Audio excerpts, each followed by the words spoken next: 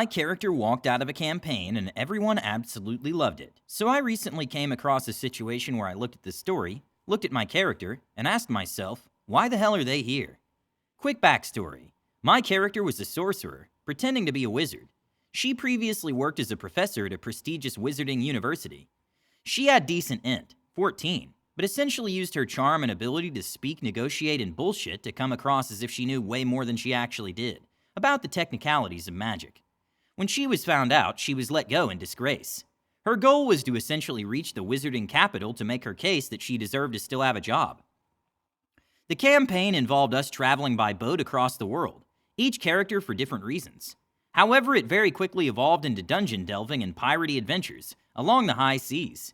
The game was fun, but my character was clearly the most moral and mature. No shade on other players or characters saying that, and had the least reason to actually be doing any of it. I really liked the character and concept, but it just wasn't gelling with the campaign. At one point, we were exploring a dungeon on an island, and one of the other PCs, a friend of my character's from way back, was brought to 0 HP and was making death saves. My character pulled them to safety, and in the meantime, another PC killed an NPC character who was guiding us through the island, as we found out they had a bounty on their head, and they were no longer useful. This event, I felt, was the line for my character. She didn't want gold, piracy, to watch her friends die on some island, or cutthroat dealings. I spoke with my GM, and had my character leave in the middle of the night between sessions, taking the magical ship with her. I loved this decision. The other players were peeved at the character, but also kind of understood why she did it. It was also hugely dramatic, and left a lot of lingering questions. Her leaving also stranded them on the cursed island, which led to a very fun Escape the Evil Island session. The party now has the secondary goal of tracking her down to confront her, and maybe getting their magical ship back.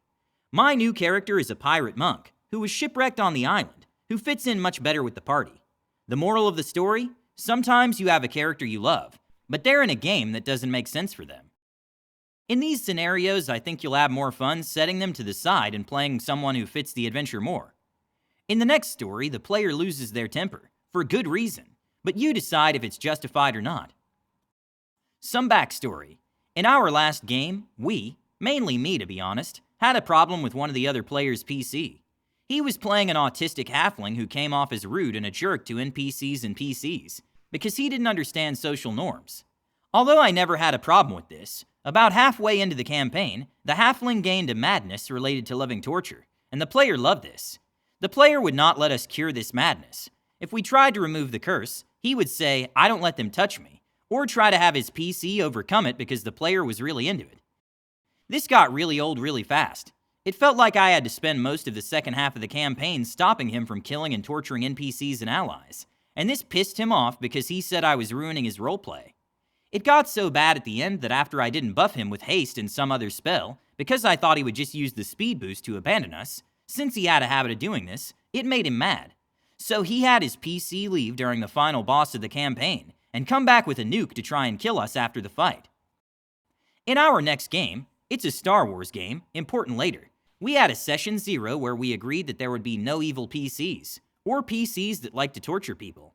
We decided to make good and gray Jedi characters, and that we would not have our PCs abandon or betray the party. If they did, the PC would become an NPC, and the player would need to make a new one. It was kind of basic session 0 stuff. Cut to now in the game. We made a deal with a Sith Lord to work together to kill the other Sith Lords. In our first fight with one of the Sith Lords, the player's PC died.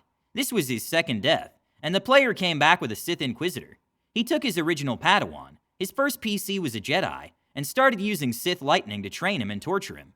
At first I said that as long as he kept it to himself, and only did it to his companion, it wasn't really my place to say anything. But I did tell them that it was annoying me that the player said, "I wonder how long until my PC's name kills my Sith Lord." Now he started trying to torture the other Padawan we have with Sith lightning, and I of course stepped in to stop him. But something just broke in my mind, and I got angry and said, "Am I really once again dealing with this torture shit again? No, screw this."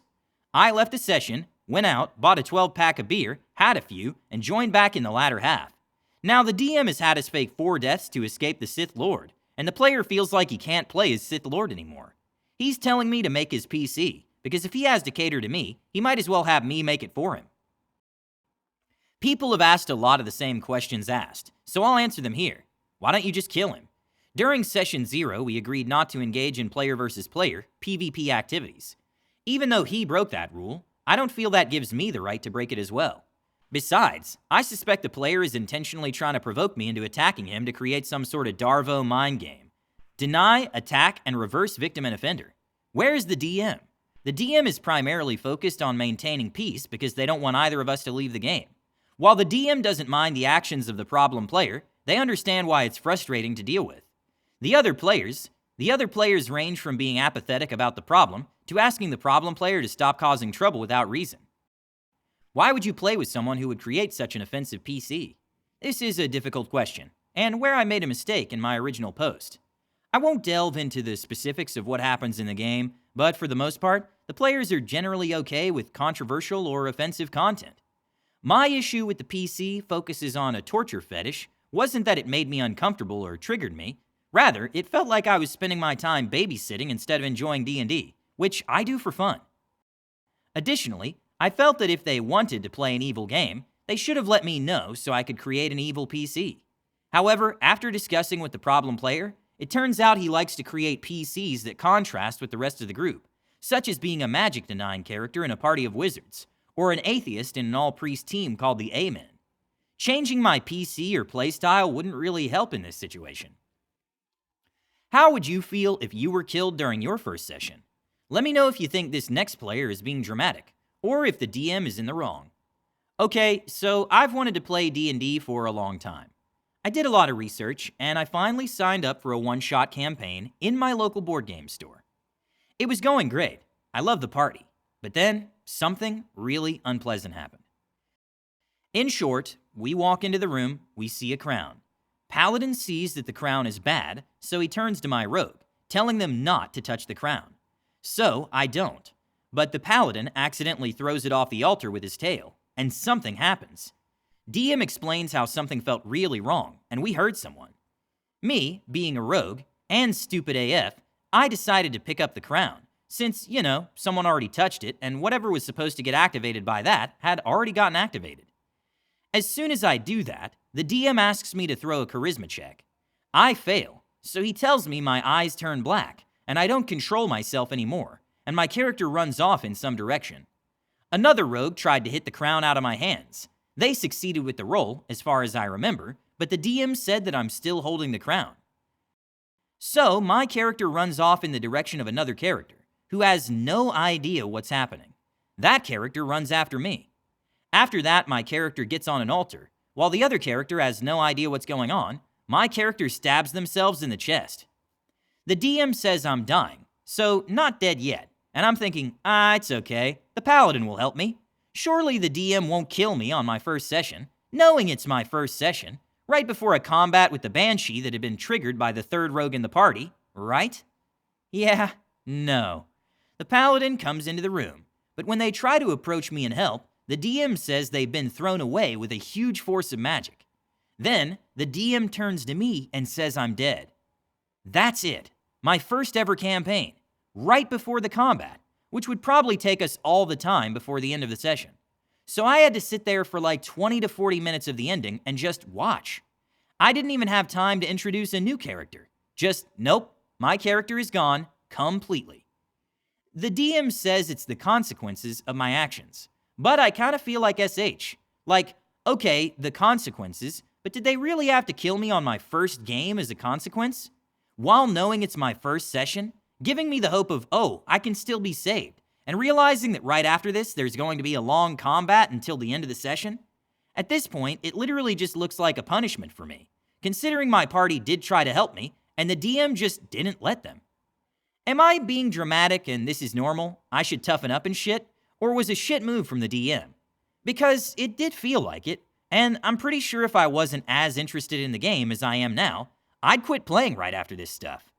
Should I even play with them again? Or is it better to find another game? Because I really did like the party. They're insanely cool. What do you think? Are these players justified in being angry with either the other players or the DM? Please share your stories about losing your cool with other players or your DM in the comments below. Don't forget to subscribe to our channel, All Things D&D. Stay tuned for more amazing Dungeons & Dragons content every Tuesday.